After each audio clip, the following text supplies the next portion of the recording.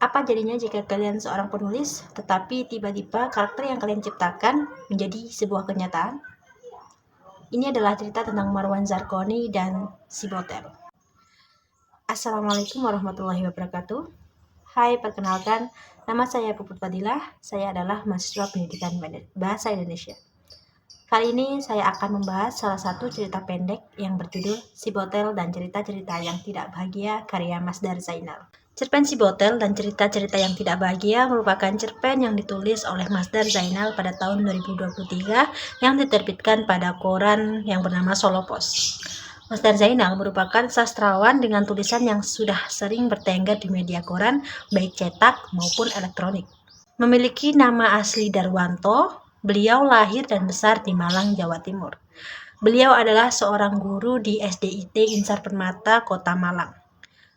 Masdar Zainal aktif menulis sejak berkuliah dan berhasil menelurkan beberapa buku dan kumpulan cerpen dari hasil ketekunannya dalam menulis, yakni ada novel Iktikraf, Sekuntum Melati, Salamandari, Grafin, Bandung, yakni tahun 2012, ada Garnis, The Teens, Diva Press, Burung-burung pun pulang ke sarangnya, LS Media, Komputudo, dan masih banyak lagi. Cerpen ini saya pilih karena bercerita tentang permasalahan yang ada dan seringkali terjadi di lingkungan masyarakat dalam tingkat yang cukup besar, yakni berupa perundungan. Kali ini saya akan melakukan cerpen ini dengan pendekatan kritik mimetik. Pendekatan mimetik adalah pendekatan dalam mengkaji sastra dengan realitas dan kenyataan. Mimetik awalnya dipopulerkan oleh Plato. Dia memandang karya seni hanya menyajikan sebagai tiruan atau mimetis, sehingga nilai karya seni ini lebih rendah dari kenyataannya. Hal ini berkebalikan dengan Aristoteles, yang yakni memandang mimesis yang dilakukan oleh seniman tidak berarti semata-mata menjiplak, melainkan merupakan sebuah proses kreatif. Cerpen Si Botel dan Cerita-Cerita yang Tidak Bahagia menceritakan tokoh Marwan Zarkoni, yakni seorang penulis kondang yang berhasil menciptakan sebuah cerita dengan berjudul Si Botel dan Cerita yang Tidak Bahagia. Inti cerita ini terletak pada tokoh hayalan yang dituangkan oleh Zarkoni dalam bukunya, yaitu Subotel. Subotel adalah seorang pemuda dengan nasib miskin dan dia adalah seorang yatim. Dia digambarkan sebagai manusia yang tidak sempurna fisik. Mohon maaf, dia mirip sebuah botol. Subotel ini tidak pandai dan sering dijadikan sebagai bahan olokan. Setiap hari dia tidak absen dengan cacian, cemoohan, olokan oleh orang-orang dan bahkan anak-anak kecil. Tak jarang anak-anak ini juga melempari Subotel dengan kerikil dan batu-batuan. Hingga lebih parahnya, sang ibu juga dijadikan sebagai bahan olok-olokan oleh orang-orang dan anak-anak kecil tersebut. Karena sudah muak dan tak terima jika sang ibu dijadikan sebagai bahan olokan, Subotel melempari kembali bocah-bocah itu dengan kerikil dan batu-batuan secara membabi buta, menjadikan anak-anak itu berteriak dan berlarian ketakutan hingga ada beberapa yang terluka parah. Karenanya, para orang tua dari anak-anak itu tak terima. Kemudian mereka berbalik menyerang, melawan, menghajar Subotel dengan cara membabi buta juga, menggunakan batu, kayu, apapun benda yang ada di sekitar mereka. Akhir yang disajikan oleh cerita ini adalah cerita yang disampaikan oleh Zarkoni adalah Subotel meninggal dalam keadaan tragis dan malang. Dan cerita pun berakhir. Cerpen ini mengambil sudut pandang Zarkoni sebagai penulis yang menceritakan hasil karyanya. Cerita pendek ini memang tidak menjelaskan secara intens kegiatan seorang Zarkoni, justru menceritakan karakter yang ditulis oleh Zarkoni. Konflik ini sebenarnya terletak pada cerita atau karakter Subotel yang diciptakan oleh Zarkoni. Tokoh Subotel ini tiba-tiba menjadi nyata dan meneror Zarkoni. Contoh terornya adalah setiap malam Zarkoni ini ditelepon. Dia mengaku sebagai Subotel dan dia merasa marah karena diciptakan sebagai tokoh yang malang. Zarkoni pun sangat ketakutan karena dia tidak merasa atau dia merasa bersalah karena telah menciptakan tokoh Subhotel. Karena ia merasa tokoh ini adalah tokoh yang sangat-sangat tidak bahagia. Dan dia tidak tahu kenapa tokoh ini berubah menjadi hidup dan meneror dirinya. Emosi yang dihadirkan oleh tokoh Subhotel dalam kehidupan nyatanya yang meneror Zarkoni terdapat dalam penggalan cerpen, yakni ini dialog yang disajikan Subhotel menjadi nyata dan meneror Zarkoni terdapat pada dialog deskripsi, yakni ya, tentu saja semua berjalan sesuai rencana.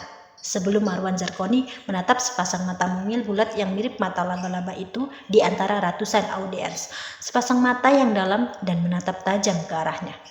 Marwan Zarkoni tahu betul seperti apa bentuk tubuh pemilik sepasang mata itu. Mengingat kelucuan itu, seharusnya Marwan Zarkoni tertawa atau setidaknya tersenyum. Tetapi tidak. Alih-alih Marwan Zarkoni tercekat, membeku di antara tumpukan buku yang harus ia tanda tangani. Cerpen ini mengambil cerita tentang perundungan. Hal ini sering terjadi di lingkungan masyarakat.